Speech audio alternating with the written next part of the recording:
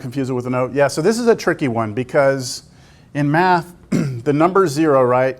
So this is what they do in the military, right? The military does this to distinguish the number 0 from the letter O, right? They'll put this right here. But the problem is in mathematics, what is this? Theta. Theta straight across. Theta would be like this. Isn't it like It's the empty set. This represents the empty set. So, you know, if I write something, we're going off on a little tangent here, it's okay. If that's a brace. If I write this, sorry, my brace is very sloppy. Okay, that's the set of the numbers 1, 2, 3, right? That's a set of numbers. So think of it as like a bucket that has the numbers 1, 2, and 3 in them, right? You got this bucket, there's number 1, there's number 2, there's number 3, right? If I write this, what number is in my bucket? The number 0, right? There it is. I'm going to go grab it. See, there's a number 0, right? Okay, what does this mean? This doesn't mean the number 0. It means the set that has nothing in it. So it's an empty bucket. So there's a different concept. It's not wrong. I mean, if you do this, I'm not telling you not to do it. I'm just saying make sure you understand that in mathematics, somebody could confuse this with the empty set as opposed to what you intend it to be, which is 0. So just be careful, that's all. I think it all depends on the context. Like if you're writing something, you put a slash through it, people are going to know you meant 0. But the symbol actually has different meanings, right? Depending on what you're using it for. All right, let's get back to this. All right, so there's my integrals. All right, good news. We know that there's probably going to be a substitution here. We need to see something, and we need to see its derivative. The derivative needs to be in the numerator. It can't be trapped, and it's okay to be off by a constant, right? Okay. So let's see. Raise your hand if you think you know what the substitution is. Okay. So if you answer today, you get one shot, and then I'm going to rotate through people. So go ahead, Jackson.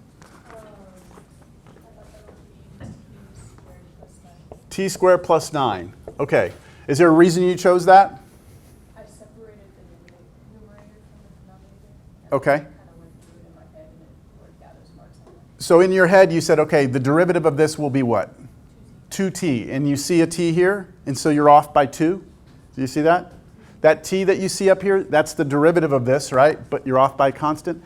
That derivative is in the numerator, and it's not trapped, right? It's not sitting inside of some other function. So that seems like a reasonable approach. All right, I'm going to go straight to this. Du is, I'm going to write 2t dt. So again, I'm not writing du over dt. I'm just going straight to this. Is that all right? Now I play my matching game. This is my u. That's this piece under here, right? That's going to get replaced with u. And now I need to replace, and this is something maybe you can do. I think, Jackson, this is what you said you did. This is a good little technique to help you. This t up top can be slid out to the side like this. That algebraically is the same thing, right? That t, you could push it up here, or you could pull it out here. If you do it like this, it's a little easier to see the t dt that you have right there, but you see you're off by the 2. So how am I going to fix that 2? I multiply both sides by a half, right? I take half of each side. So I go half of du equals t dt. There we go. And now it matches exactly. And then I'm going to rewrite the whole integral, right? Everything gets rewritten. So this becomes integral. Okay, we have 1 on top. We have the cube root. The cube root of what? U, right? That was u. That whole thing is u. Says it right there. There's u. And then the t dt became 1/2 du. Any questions on that step? This 1/2 constant, I'm going to bring out to the front, right? And then I'm going to rewrite this using my properties of exponents and knowledge of powers and things like that. So let me see if I can do this all in one step. This is going to be the 1/2 comes out of the integral. And then this is going to be u to the -1, oops. Whoa, that's weird. Whoa. Okay, u to the negative 1/3 du. All right, so the 1/2 came out. This is really the cube root of u is really u to the 1/3, right? U to the 1/3, but then I brought it up. Why did I bring it up as a u to the negative 1/3? Yeah, so I can use the power rule, right? The power rule only works if your thing that's being raised to a power is on the top. So that's so I can use the power rule. Questions there? All right, this is, now, 1/2 comes for the ride. No more integral sign. I'm using the power rule on that. I need to add 1 to that. So what's negative 1/3 plus 1? 2/3. And so in the front, I'm going to have 1 over 2/3, which is flipped 3/2 u to the, we said 2/3, right? And then plus some constant. Again, I'm not showing this step because that's from last time. And that's 3/4, just multiplying straight across there. U to the 2/3. But what was u? Let's see. Let me go back over here. T squared plus 9, right? T squared plus 9. T squared plus 9. There it is. Box it up. You sure you don't have any questions? Everyone sees where everything comes from there?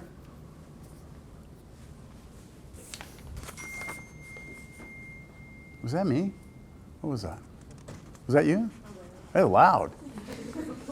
Yes? Do you not plug in the the 2t dt? Yes? Well, Like in the final answer?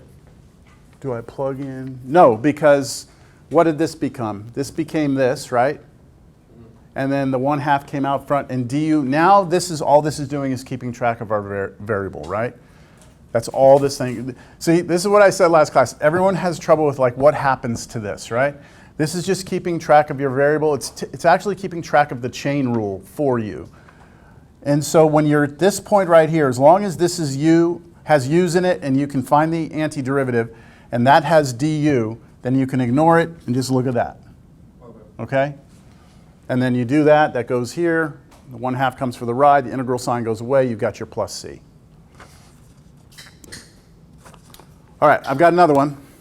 I've got 56 of them actually, well, actually half of that. So I've got plenty, and they start to get a little more complicated, so you know we want to kind of like incrementally step up the difficulty on these.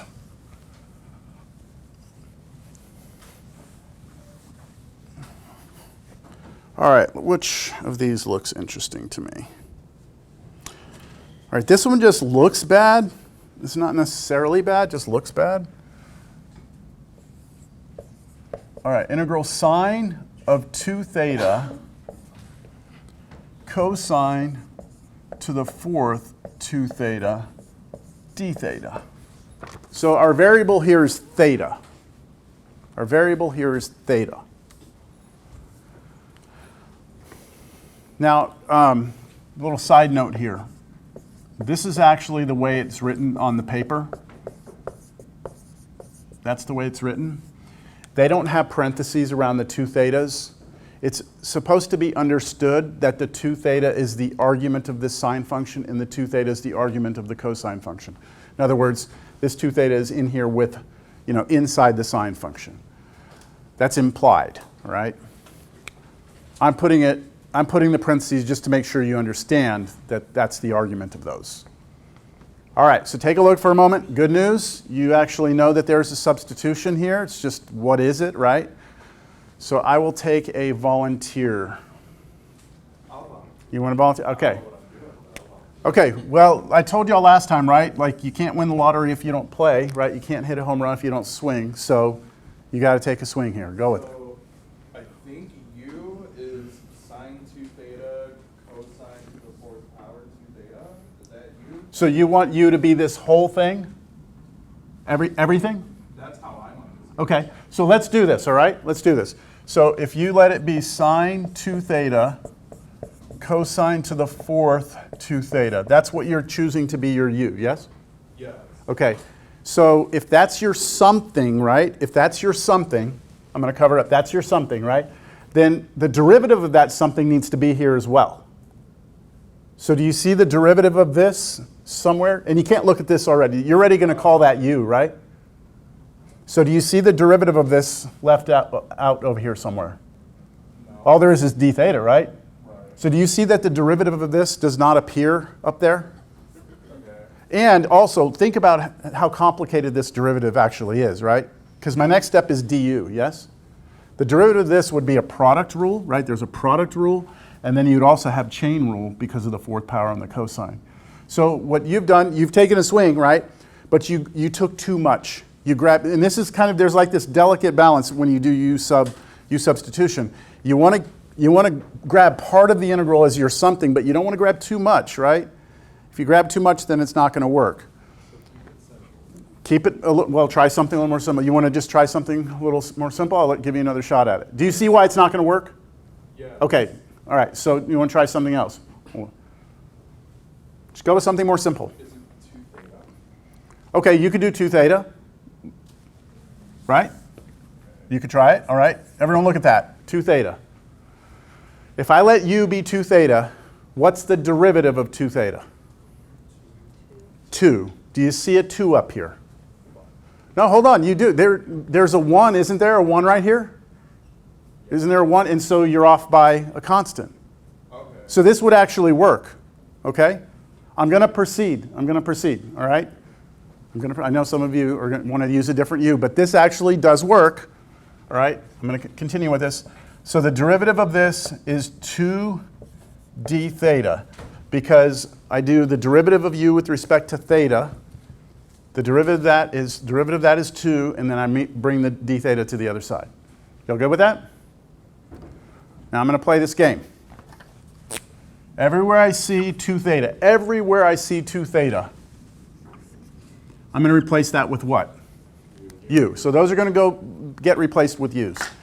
Then I've got this 1 d theta over here, right? And over here I have what? 2 d theta. So I would like to just get d theta by itself, so I'm going to have to multiply both sides by a half to get that.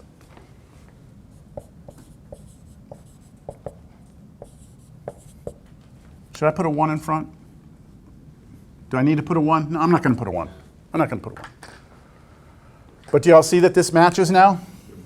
Right? That's this.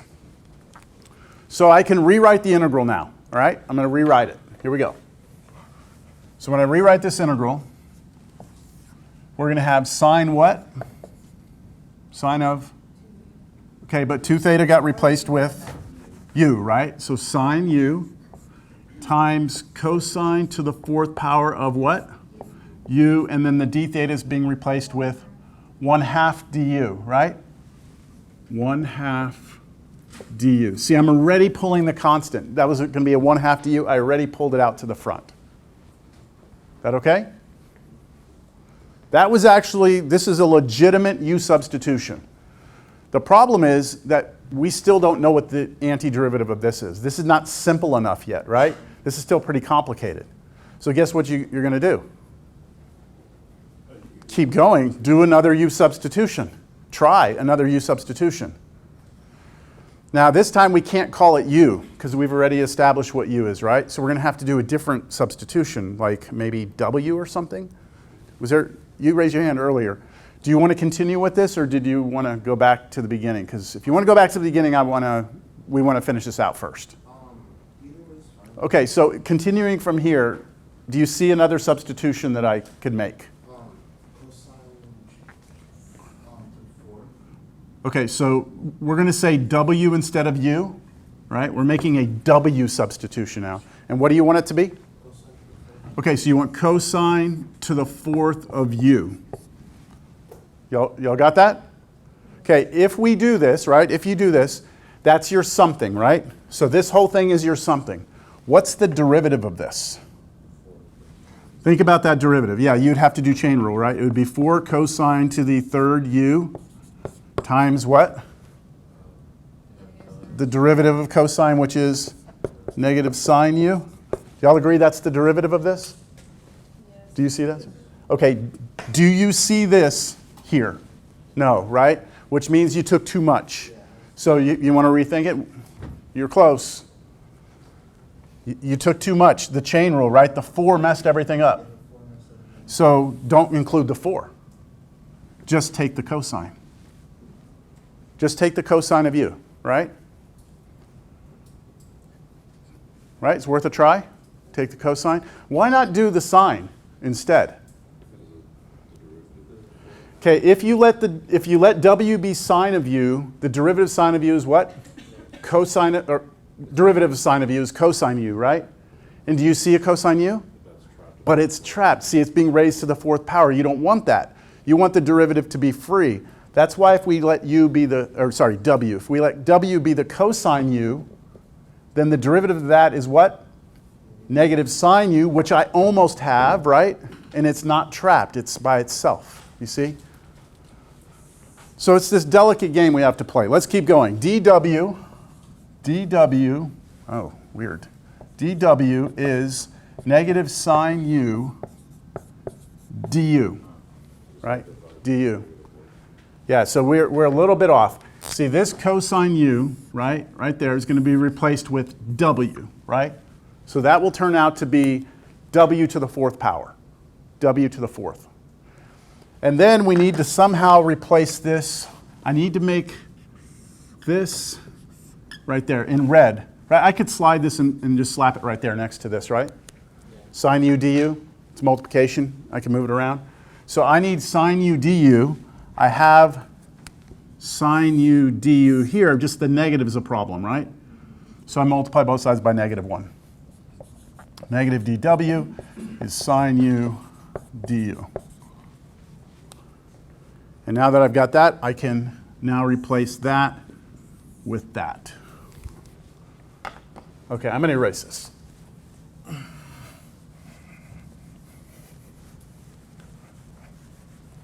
Any questions before I go to the next step? Y'all are okay? Rewrite this problem right here. Rewrite the integral.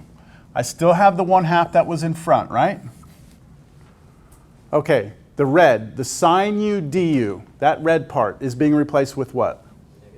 Negative dw, which I'm going to put in the back. And I'll go ahead and leave the negative for now. Negative dw, right? That's the red part. Okay, and now the blue part, that's cosine u. That cosine u is going to be replaced with w, but it's to the 4th power. So I should have in front of this w to the 4th, right? I'm going to go ahead and bring the negative out in front. Okay, I just slid that negative out here. And now I finally have it to something that I can do with the power rule, right? That's going to be, antiderivative of this is going to be 1/5 w to the 5th plus c.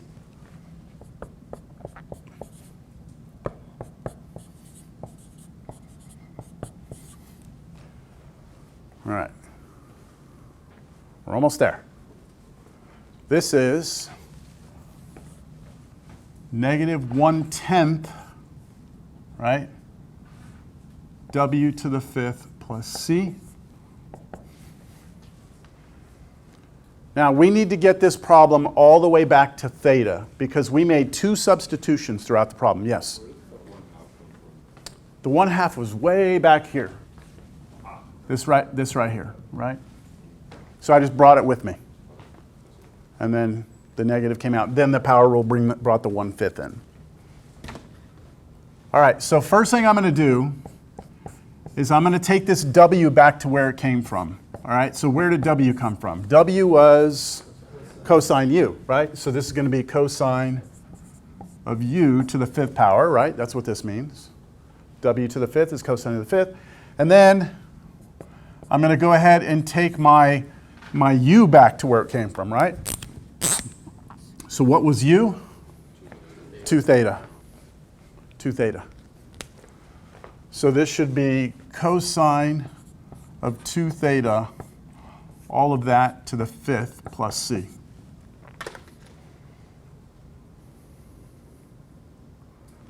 Which, if we write it the way that we prefer to write exponents on trig functions, I'd write cosine to the 5th 2 theta plus c. That's probably the way I would write it. This is not wrong, but this is the notation that we see more often. Okay, what do y'all think? Yes?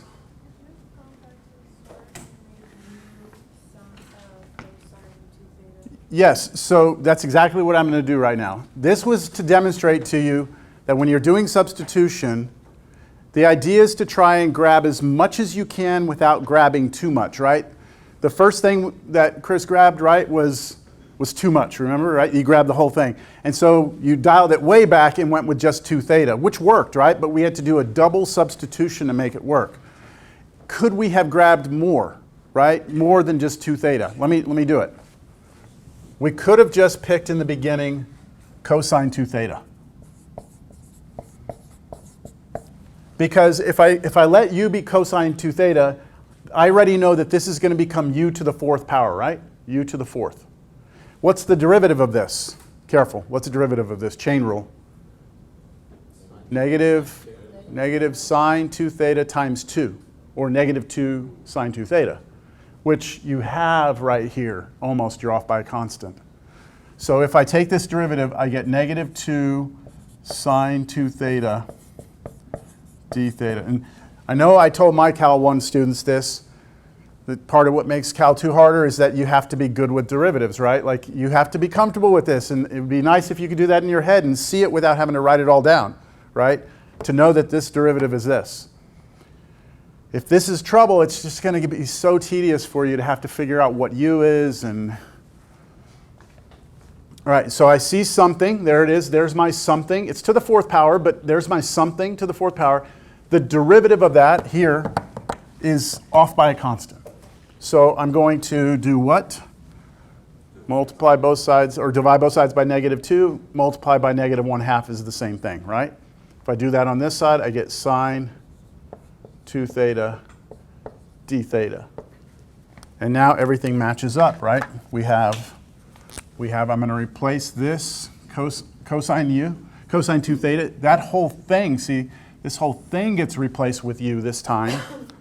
And then instead of the 1d theta being replaced, it's the whole thing. Sine 2 theta along with the 1d theta, that's all this, gets replaced with negative 1/2 du. Do you see we're going to get it all in one step instead of 2 different substitutions this way? So my new integral becomes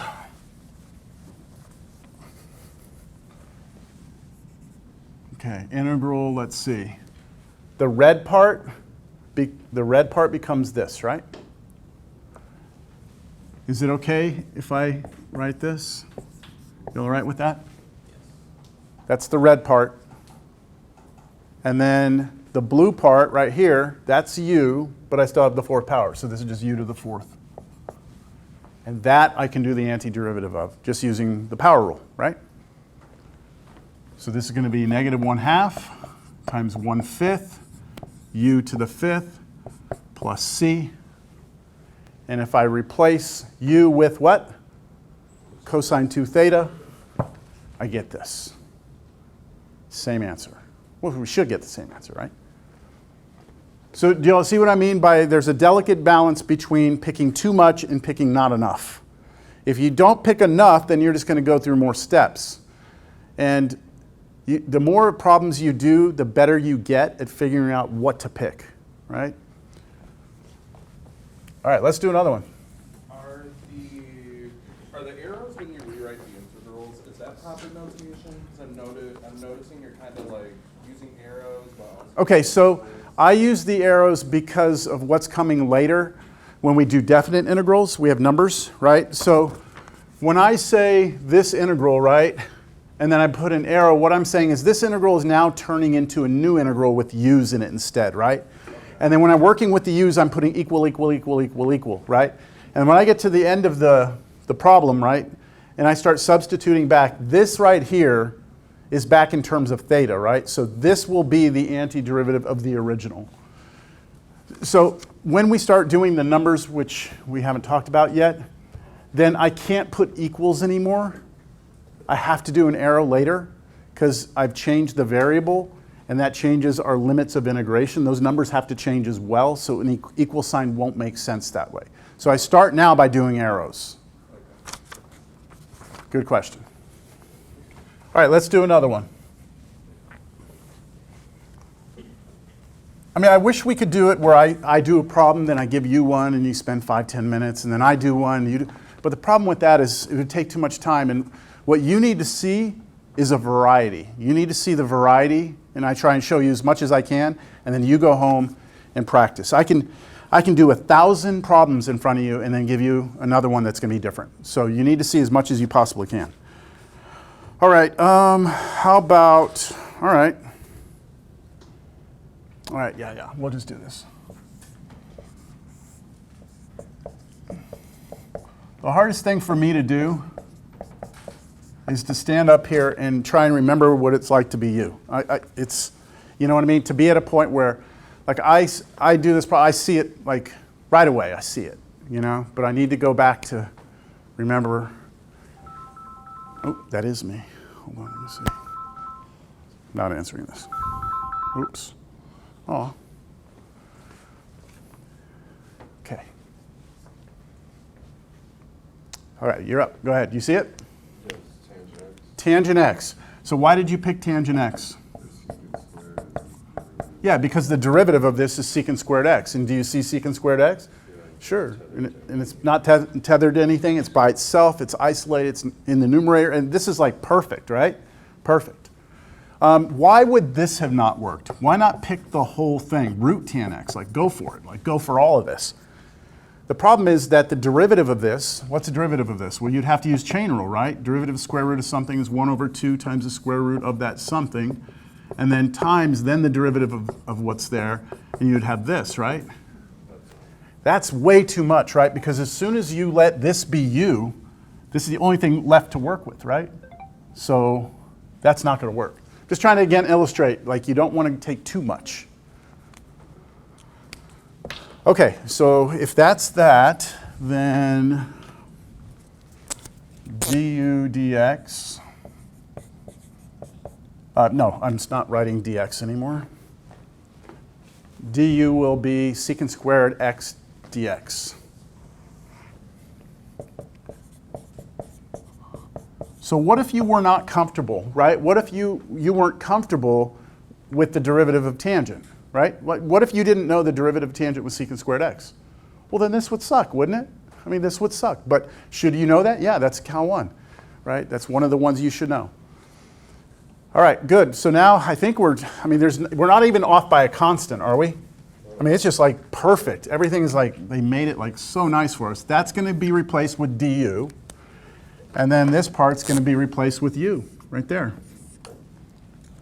You want to go ahead and give me the new integral, what it's going to say? Square root of u du. Square root of u du. Well, hold on. We have to take the antiderivative still, right? We still need to actually do the antiderivative. That was just to rewrite it, right? So now let's turn that into integral. Well, to take the antiderivative of the square root of something, we're going to need to turn it into a power, right? Because we're not doing a derivative, we're doing an antiderivative. So we need to use the power rule. Yes? Okay, this is, now we just add 1 to that. 1 plus that's 3/2. 1/3 is 2/3. U to the 3/2 plus some constant.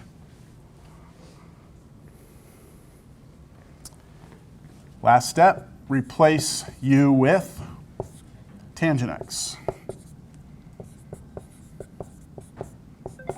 Boom. There it is.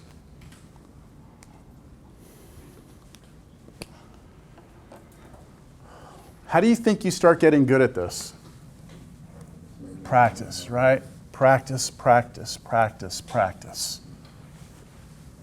There's no such thing as doing too many problems when it comes to all the techniques we're going to learn. The more you do, the better you get at it. Because it comes down to recognition. It comes down to when you're sitting there at the test, you look at it, you're like, that's U sub. And I can't, that's nothing I can teach. It's something that you just develop as you do more and more and more and more. Okay, here's another one. I'm going to make this one up. How about this? How about 1 plus cosine x over x plus sine x dx?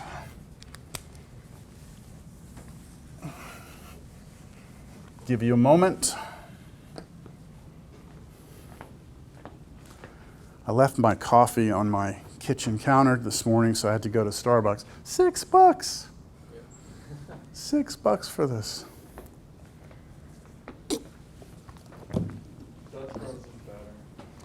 I never go to any of them. But so I was, I just decided I was going to just stop at the Valero and get a coffee, but I'm not too picky about coffee, but it was right there. So, all right. Who's my volunteer this time? Go ahead. What do you see for you? The whole denominator, x plus sine x. Good. And that's because the derivative of this is exactly what's up on the top, right? 1 plus cosine x. So again, one of those perfect problems, right? It's like I made this for you just so it would work out, right? When you write this part, take the derivative. Remember, you're going to throw the dx on the end. Put this in parentheses because it's 2 terms. So technically, there should be a parentheses around them. All right, good, good. You want to keep going? You want to tell me what this new integral becomes?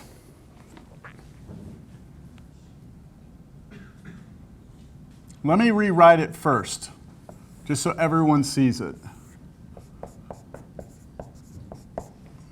See, what we're doing is we're taking that numerator and we're kind of peeling it off to the side, right?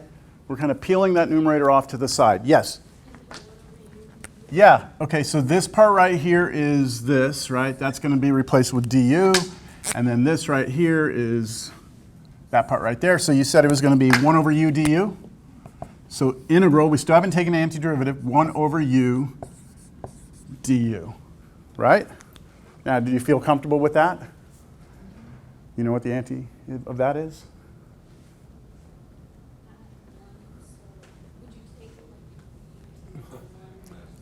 Yeah, so I gave you all this problem specifically because this is the special case. See, if you did that, right, what would happen if you try and bring it up u to the negative 1 du? If you try and use the power rule, right, you add 1 to that, what do you get? 0. So out front, you're supposed to have 1 over 0 u to the 0. And then you have division by 0, and that's not okay. So this was the special case. We need to recognize from Cal 1 that the antiderivative of that is natural log, and then here I talked about we have to put an absolute value around the u plus c. So I wanted to give you this problem specifically because I wanted everyone to remember that natural log thing, all right?